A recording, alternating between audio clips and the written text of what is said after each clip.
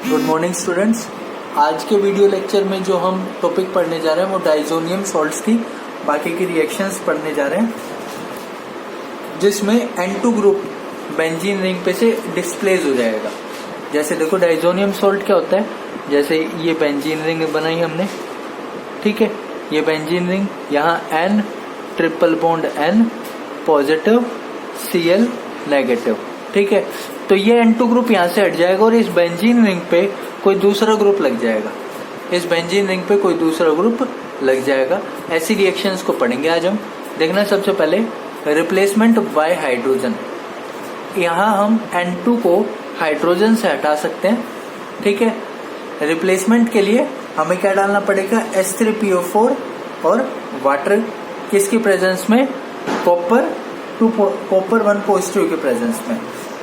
देखना H3PO2 को क्या कहते हैं, हाइपोफॉस्फोरस एसिड। H3PO2 को हाइपोफॉस्फोरस एसिड कहते हैं। अगर इस रिएक्शन के मैकेनिज्म की बात करें तो सबसे पहला स्टेप इनिशिएशन का होगा, जिसमें ये हमारा बेंजीन डाइजोनियम आयन है, ठीक है। यहां से अगर मैं N2 बाहर निकाल दूं, देखना यहां से अगर मैं N2 बाहर निकाल दूं तो हमें क्या मिलेगा, बेंजीन रिंग पे पॉजिटिव चार्ज, बेंजीन रिंग पे क्या मिलेगा, पॉजिटिव चार्ज मिलेगा। ये कॉपर क्या करेगा, अपना एक इलेक्ट्रॉन इस एरोमेटिक रिंग को ट्रांसफर करेगा। इस स्टेप को कुछ मैं ऐसे मान सकता हूँ, इस स्टेप को देखना मैं कुछ ऐसे मान सकता हूँ, N triple bond N positive Cu, ठीक है। ये एरोमेटिक रिंग है, ये एरोमेटिक रिंग अपना एक इलेक्ट्रॉन और यहां से ये नाइट्रोजन अपना एक इलेक्ट्रॉन, ठीक है। बात समझ आई, ठीक है।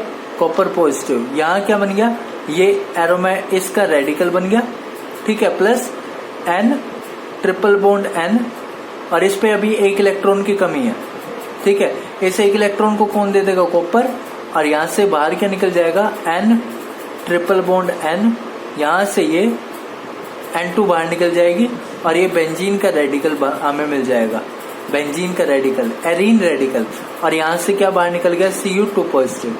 तो यहाँ से इस इनिशिएशन स्टेप से निकलने वाली स्पीशीज 3 है, एक ये Ar रेडिकल, दूसरा N2 और तीसरा ये Cu2 पॉजिटिव, ठीक है। अब प्रोपेगेशन के स्टेप में ये जो बेंजीन का या एरीन का रेडिकल बना, ये H3PO2 से क्या लेगा, H रेडिकल लेगा, H3PO2 से क्या लेगा, H रेडिकल लेगा, ठीक है। H रेडिकल लेके क्या बनाएगा, H रेडिकल भी लेके, देखो इसने H रेडिकल लिया, H रेडिकल लेके ये बेंजीन बन गया और यहां से क्या बाहर निकल गया, P डबल बॉन्ड OH और H, ये रेडिकल बाहर निकल गया, ठीक है। ये है प्रोपेगेशन का स्टेप।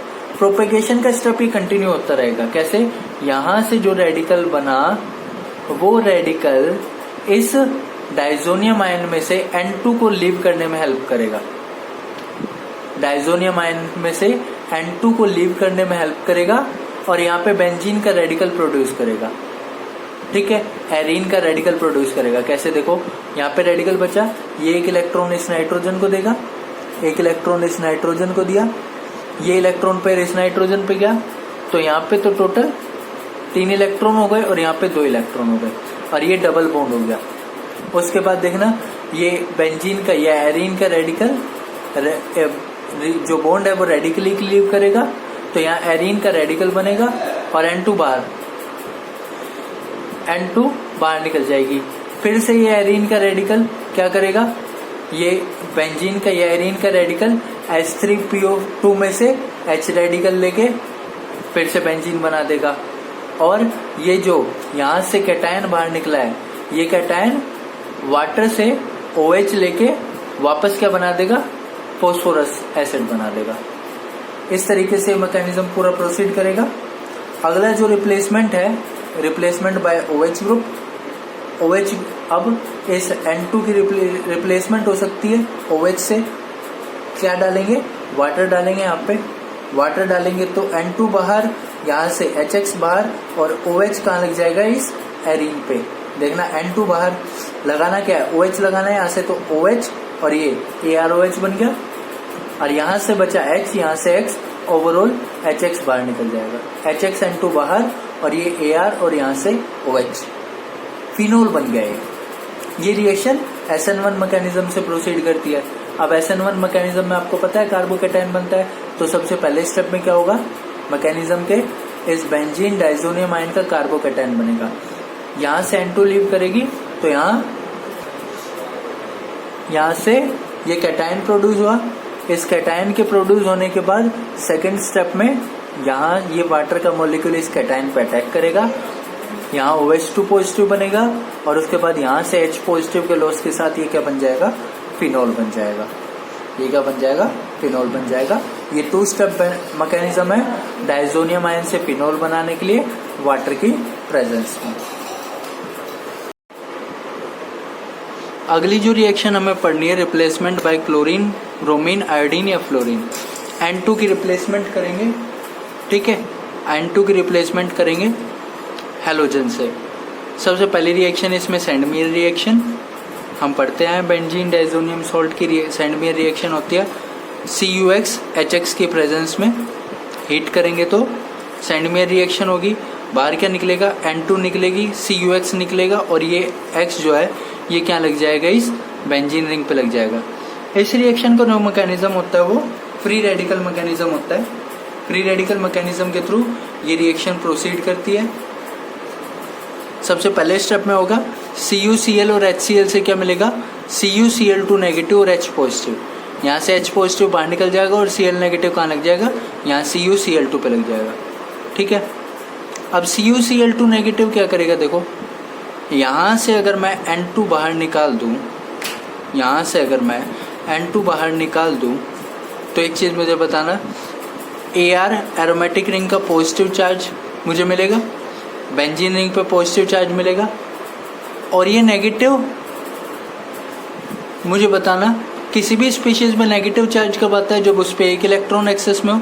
देखो मैं ये कह रहा हूँ कि यहाँ से ये N2 निकल गया, ये N2 निकल गया, समझने के लिए यहाँ से N2 निकल गया, इस पे क्या आ गया, पॉजिटिव चार्ज, और कॉपर ने यहाँ से 1 इलेक्ट्रॉन इस पे ट्रांसफर कर दिया, तो ये क्या बन गया, Ar रेडिकल। ये क्या बन गया, Ar रेडिकल। उसके बाद N2 यहाँ से बाहर निकल गई, और क्योंकि कॉपर ने अपना 1 इलेक्ट्रॉन ट्रांसफर कर दिया तो CuCl2 न्यूट्रल बाहर निकल गया, CuCl2 न्यूट्रल बाहर निकल गया। इसके बाद देखना, यहाँ से मैं ऐसे ले लेता हूँ, ये CuCl2 है, इसको CuCl1 और यहाँ से इसको Cl, ठीक है।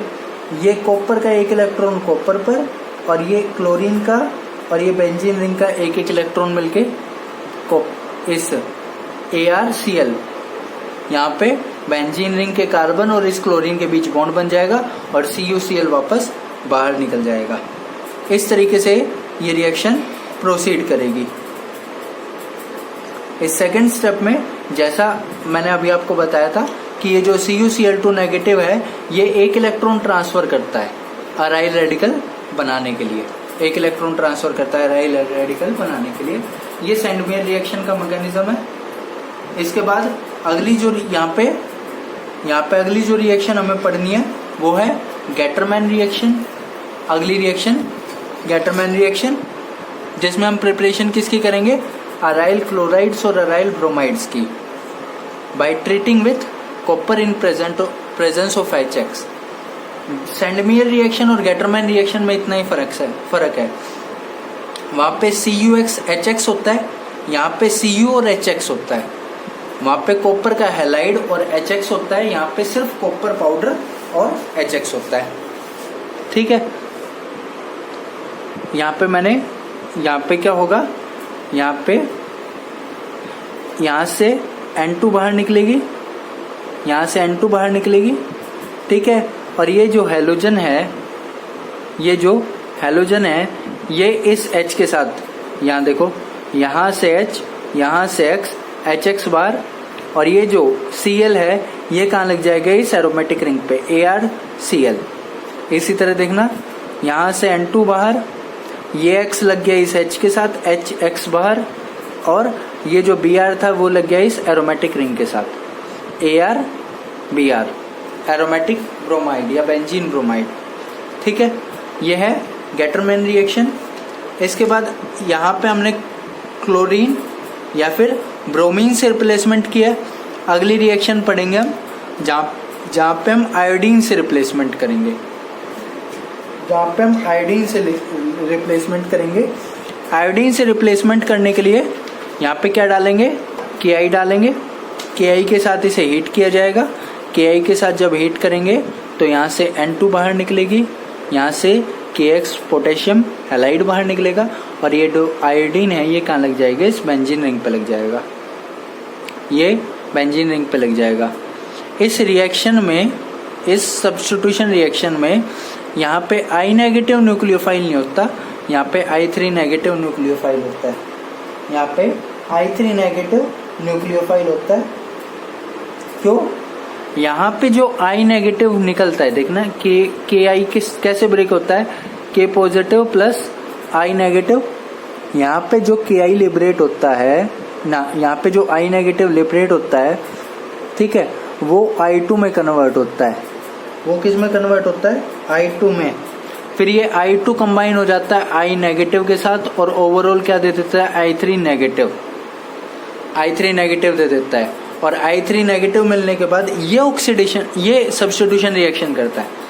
ये सब्स्टिट्यूशन रिएक्शन में I नेगेटिव प्रोवाइड करता है जो इस एरोमेटिक रिंग पे लग जाता है और यहाँ से हमें बेंजीन आयोडाइड की प्रिपरेशन की जा सकती है। हमने जो है रिप्लेसमेंट की क्लोरीन ब्रोमीन आयोडीन से, अब रिप्लेसमेंट होगी फ्लोरीन से। और रिप्लेसमेंट जब फ्लोरीन से होती है तो रिएक्शन का नाम बाल्शीमन रिएक्शन है। रिएक्शन का नाम बाल्शीमन रिएक्शन है। डाइजोनियम सॉल्ट को ट्रीट किया जाएगा HBF4 के साथ, फ्लोरोबोरिक एसिड के साथ, ठीक है। यहाँ से जब इसकी डाइजोनियम सॉल्ट की HBF4 से रिएक्शन कराओगे तो ये इनसॉल्युबल डाइजोनियम फ्लोरोबोरेट बनेगा, जो फिर डिकम्पोज होता है। यहाँ से N2BF3 बाहर निकलती है और एक फ्लोरीन यहाँ लग जाता है, इस बेंजीन रिंग पे, एरोमेटिक रिंग पे क्या बन जाता है, बेंजीन फ्लोराइड बन जाता है, या ऐसे कहूँ फ्लोरोबेंजीन बन जाता है। पीछे हमने आयोडोबेंजीन और क्लोरोब्रोमोबेंजीन की प्रिपरेशन की थी, ठीक है। इस मैकेनिज्म का जो स्टेप देखना, सैंडमियर का जो मैकेनिज्म है वो फ्री रेडिकल मैकेनिज्म है। बाल्शीमन का जो मैकेनिज्म है वो कैटायनिक मैकेनिज्म है, कैटायनिक मैकेनिज्म। ध्यान रखना, 1 नंबर के क्वेश्चन में कई बार पूछ लिया जाता है। इस कैटायनिक मैकेनिज्म में क्या होता है, इस कैटायनिक मैकेनिज्म में सबसे पहले यहाँ से N2 पॉजिटिव लीव करती है, यहाँ बेंजीन, यहाँ पे फिनाइल कैटायन बनता है, AR पॉजिटिव, ऐसे कहूँगा, ये है AR पॉजिटिव, बेंजीन रिंग पे पॉजिटिव चार्ज आता है। और फिर BF4 नेगेटिव, HBF4 डाला है, HBF4 क्या देगा, H positive BF4 negative. BF4 negative से हमें क्या मिलेगा, F नेगेटिव। ये F नेगेटिव कहाँ अटैक करेगा, यहाँ, और ये क्या मिल जाएगा, फ्लोरोबेंजीन मिल जाएगा। और इस तरीके से प्रिपरेशन हो जाती है फ्लोरोबेंजीन की। ये कुछ रिएक्शंस है जिसमें हम हैलोजन से रिप्लेसमेंट कर सकते हैं, जिसमें सैंडमियर, गैटरमैन और बाल्शीमन रिएक्शन हमने पढ़ी। बाकी का हम पढ़ेंगे बच्चों नेक्स्ट क्लास में। Thank you students.